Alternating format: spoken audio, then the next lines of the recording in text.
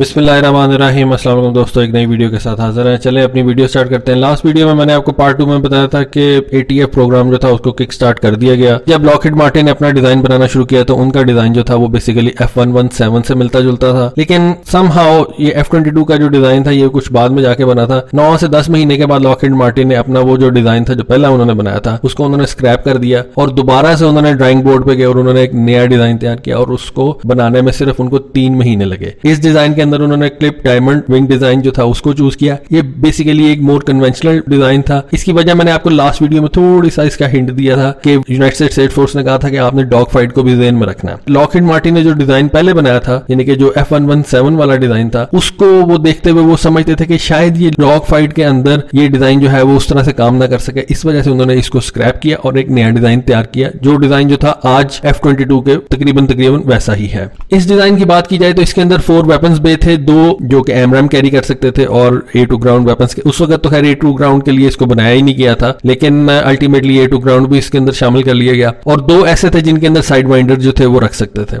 इसके air inlet ducts जो थे वो ऐसे बनाए थे कि वो S शेप थे। आपको याद होगा कि मैंने आपको SU-57 की वीडियो के अंदर बताया था कि उसके जो इंजन के ब्लेड्स हैं वो एयर इनलेट से सामने नजर आते हैं, लेकिन YF-22 के जो डिजाइन बनाया था इनलेट डक्ट्स थे वो S शेप थे, यानी कि जो उसका इंजन था वो बिल्कुल छुप जाता था और वो बिल्कुल नजर नहीं आ सकता था सामने से अगर देखा जाए तो। दोनों कंपनीज ने अपने अपने जहाज बनाना शुरू कर दिए। YF-22 भी बनना शुरू हो गया और YF-23 भी बनना शुरू हो गया, लेकिन YF-23 जो नॉर्थरॉप बना रही थी और मैकडॉनल्ड डगलस बना रही थी, अगस्त 1990 के अंदर उन्होंने इसकी फर्स्ट फ्लाइट कर दी। अगले महीने सितंबर में 1990 के सितंबर में YF-22 भी फ्लाई कर गया। दोनों जहाजों के मुख्तलिफ टेस्ट होते रहे। ये टेस्ट क्या होते हैं बेसिकली, ये स्पीड्स के ऊपर होते हैं, एल्टीट्यूड्स के ऊपर होते हैं, उसके बाद मैनूवरेबिलिटी पे बाद में आते हैं, लेकिन बेसिकली जो पहले टेस्ट होते हैं वो इनकी स्टेबिलिटी देखी जाती है सबसोनिक स्पीड पे, सुपरसोनिक स्पीड पे, मुख्तलिफ एल्टीट्यूड पे, मीडियम एल्टीट्यूड पे, लो एल्टीट्यूड पे और हाई एल्टीट्यूड के ऊपर, ये सारा कुछ देखा जाता है। ये टेस्ट वगैरह होते हैं। जो लॉकहीड मार्टिन का ग्रुप था उसने 90 दिन के अंदर तकरीबन 72 फ्लाइट्स की। एक बहुत जबरदस्त रिकॉर्ड था 2 जहाजों के साथ। अगर आप एक नया जहाज बनाए और उस सिर्फ 90 डेज के अंदर 72 फ्लाइट्स करें किसी भी नए जहाज की, तो ये बहुत जबरदस्त एक अचीवमेंट है। टेस्टिंग के दौरान ही जो है वो YF-22 बहुत जबरदस्त उसने परफॉर्म किया और बहुत सी चीजों में वो YF-23 से जो आप कह सकते हैं कि वो आगे निकलता गया। खैर मैं उससे कुछ आपको बाद में जाके बताऊंगा, लेकिन कुछ चीजें जो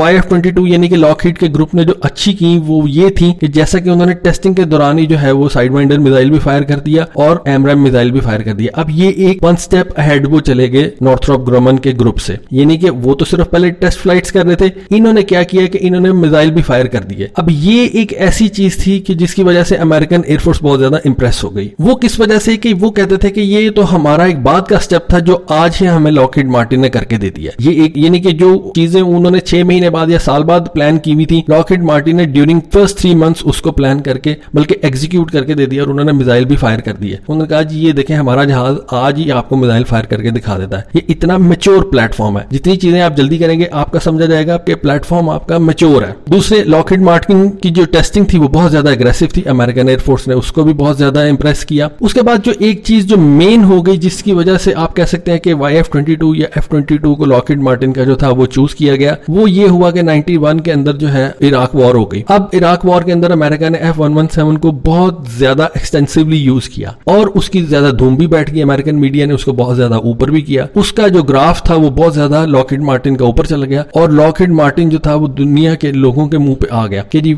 ये एक F117 है जो कि स्टेल्थ जहाज है और बड़ा जबरदस्त है और इराक वॉर के अंदर वो बहुत ज्यादा जो है वो अच्छे तरीके से परफॉर्म कर रहा है। वो आप कह लें कि एक मीडिया हाइप भी बन गई और इस बात का लॉकहीड मार्टिन को बहुत ज्यादा फायदा हुआ अल्टीमेटली उसको ये कॉन्ट्रैक्ट जीतने के अंदर। और अल्टीमेटली हुआ भी ये कि लॉकहीड मार्टिन को ये कॉन्ट्रैक्ट अवार्ड कर दिया गया। तकरीबन 650 से 750 जहाजों का ये कॉन्ट्रैक्ट था, यानी कि 700 प्लस जहाजों का ये कॉन्ट्रैक्ट था जो अमेरिकन एयरफोर्स ने लॉकहीड को दिया। अल्टीमेटली ये सिर्फ 187 जहाज बने थे। उसकी रीजन ये थी कि क्योंकि USSR टूट चुका था और अमेरिका ये जानता था कि इस लेवल के जहाज का कोई उसका एडवर्सरी है ही नहीं, इसलिए उन्होंने उसकी तादाद कम कर दी। उन्होंने कहा जी कॉस्ट कम करें और कॉस्ट क्योंकि आगे बहुत ज्यादा थी, उन्होंने कहा कि इसकी कॉस्ट कम करें और इसकी जो नंबर है वो 750 से कम करके सिर्फ 187 पे वो ले आए। अब ये बात कर ली जाएगी ये इतना जबरदस्त जहाज है क्यों। अच्छा ये मैं आपको बता दूं कि अप्रैल 9 को 1997 को पहला F-22 जो था वो अमेरिकन एयरफोर्स के हवाले कर दिया। इस जहाज का जो रेडार क्रॉस सेक्शन है उसके बारे में कहा जाता है, क्योंकि हम तो कभी भी नहीं जान सकते, लेकिन कहा जाता है कि बम्बल बी यानी कि शहद की मक्खी के बराबर है। अगर आप इसको दूर से देखेंगे तो एक रेडार जो है वो जैसे एक शहद की मक्खी को ट्रेस कर सकता है, इस जहाज का भी जो है वो सिर्फ एक शहद की मक्खी की तरह का रेडार क्रॉस सेक्शन है। बड़ी मुश्किल है ऐसी बात माननी, लेकिन कहते हैं कि ऐसा ही है। फिर इस जहाज के अंदर एक ऐसा सिस्टम लगा हुआ है जिसको कहते हैं ALR-94 सिस्टम। ये बेसिकली पैसिव रेडार डिटेक्टर है। जैसा कि आपको पता है कि रेडार वार्निंग रिसीवर होते हैं, इस जहाज के अंदर जो रेडार वार्निंग रिसीवर लगा हुआ है वो बेसिकली 30 एंटीनाज इस जहाज के अंदर, इसके विंग्स में और इसके फ्यूजलाज के अंदर, यानी कि इसकी पूरी बॉडी के अंदर एम्बेड कर दिए गए हैं। वैसे जहाज के अंदर 1 या 2 या 3 या 4 रेडार वार्निंग रिसीवर होते हैं, लेकिन इस जहाज के अंदर 30 रेडार वार्निंग रिसीवर, आपको मैं आसान अल्फाज में समझा रहा हूं, 30 रेडार वार्निंग रिसीवर्स हैं जो हर तरफ से देखते हैं कि क्या इस जहाज के ऊपर कोई मिसाइल तो नहीं फायर किया गया।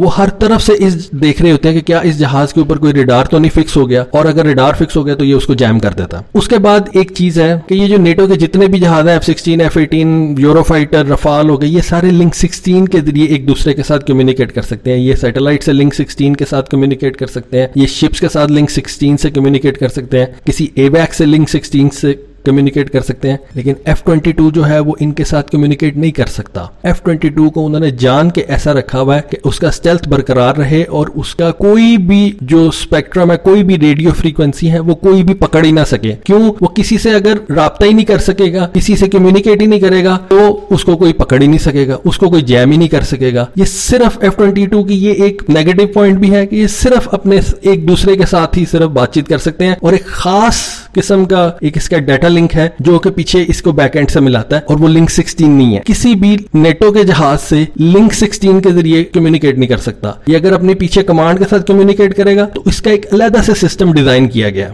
2024 के अंदर यानी कि 2024 के अंदर इसका MLU जो है वो अपग्रेड उसका आ रहा है, जो कि अमेरिकन एयरफोर्स ने इसको प्लान किया हुआ है, और उसमें उन्होंने कहा कि इसको लिंक 16 भी दो, क्योंकि ये अगर इसने आगे आने वाले एयरफोर्सेस के अंदर अगर हमने इससे काम लेना है तो ये जरूरी होगा कि ये F-16 से भी बात करे, ये किसी एवैक्स से दूसरे तरीके से भी बात करे। एक तो वो एक्सपेंसिव हो जाता है, प्लस दूसरे क्राफ्ट के साथ बिल्कुल बात नहीं कर सकता, जो कि मॉडर्न वॉरफेयर के लिए बहुत जरूरी है। अब अगर इसके रेडार की बात की जाए APG-77, तो उसके अंदर 1000 से ज्यादा ट्रांसमिट रिसीवर मॉड्यूल्स लगे हुए हैं। इतना बड़ा रेडार इसके नोजकोन के अंदर बैठा हुआ है, और उसके बारे में कहा जाता है कि वो 1 सेकंड के अंदर 1000 दफा अपनी फ्रीक्वेंसी चेंज करता है। इसकी वजह से कोई उसको पकड़ ही नहीं सकता, उसकी फ्रीक्वेंसी कोई जैम ही नहीं कर सकता। कोई भी जैमर जो है F-22 के रेडार की, बेसिकली वो ऐसा रेडार है, ऐसा रेडार होते ही ऐसे हैं कि उनकी फ्रीक्वेंसी जैम होना बहुत मुश्किल होता है, और उसकी रीजन ये होती है कि वो 1 सेकंड के अंदर कई दफा अपनी फ्रीक्वेंसी जो है उसको चेंज करते हैं। तो आप जो जैमर है वो किस फ्रीक्वेंसी को जैम करेगा, और अगर 1000 उसके अंदर मॉड्यूल लगे हुए हैं और हर मॉड्यूल अलग से कोई फ्रीक्वेंसी 1000 दफा चेंज कर रहा है, तो उसको जैम करना इंतहाई नियर इम्पॉसिबल हो जाता है। इस वजह से पाकिस्तान एयरफोर्स जो है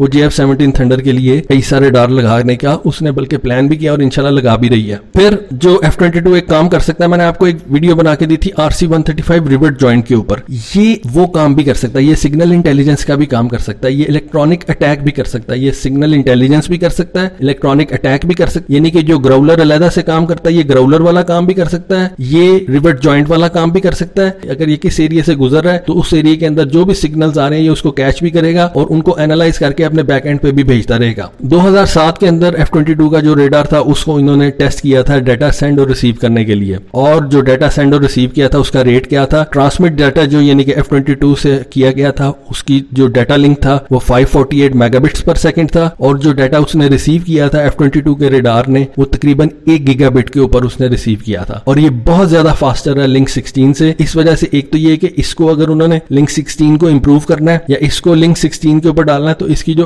कैपेबिलिटी अभी है वो उससे काफी कम हो जाएगी, लेकिन फिर भी ये जो चीज है ये बहुत जबरदस्त है। जैसा कि मैं आपको बताता रहा हूं कि आने वाले जो फ्यूचर वॉरफेयर है वो सारी की सारी इलेक्ट्रॉनिक्स के ऊपर डिपेंड है, और इसके ऊपर उन्होंने जो 2024 के अंदर जो अपग्रेड करना है उसके अंदर वो ये भी चीज कर रहे हैं कि इसके 360 के ऊपर इसके ऊपर जिस तरह के F-35 के अंदर डैश सिस्टम है इसके अंदर भी वही डैश सिस्टम लगा देंगे। ये क्या चीज होती है, ये बेसिकली मिसाइल लॉन्च डिटेक्टर होता है। 6 सेंसर्स इसकी पूरी बॉडी के ऊपर 360 डिग्री से इंफ्रारेड के जरिए से इसको देख सकेंगे कि जहां से भी दुनिया के अंदर कोई भी या एक खास एरिया के अंदर कोई होता है तो ये फुल स्फेरिकल इंफ्रारेड कवरेज जो है वो उसको देगा। 6 सेंसर इसकी पूरी बॉडी के ऊपर मुख्तलिफ जगहों पे लगा देंगे वो, और वो उसको फुल स्फेरिकल इंफ्रारेड कवरेज जो है वो देंगे। इसको मिसाइल लॉन्च डिटेक्टर सिस्टम भी कहते हैं, F-35 में इसको डैश सिस्टम भी कहते हैं। तो ये जब इसके अंदर आ जाएगा तो ये वो आप कह सकते हैं कि F-35 के साथ साथ हो जाएगा। तो दोस्तों उम्मीद है आप आपको ये वीडियो अच्छी लगी होगी। हो सकता है मैं FY23 के ऊपर भी एक वीडियो करूं, लेकिन आज F22 के जो वीडियोस थी वो कंप्लीट हो गई हैं, तो उम्मीद है आपको पसंद आई होंगी। प्लीज़ इस वीडियो को ज़रा आगे शेयर भी कर दें और चैनल को सब्सक्राइब कर दें। जिन भाइयों ने अभी तक चैनल सब्सक्राइब नहीं किया काइंडली सब्सक्राइब लाजमी कर दें और इस वीडियो को अपने फेसबुक और व्हाट्सएप ग्रुप्स के अंदर आगे शेयर भी कर दें। थैंक यू, बहुत बहुत शुक्रिया दोस्तों। थैंक यू, अल्लाह हाफिज़।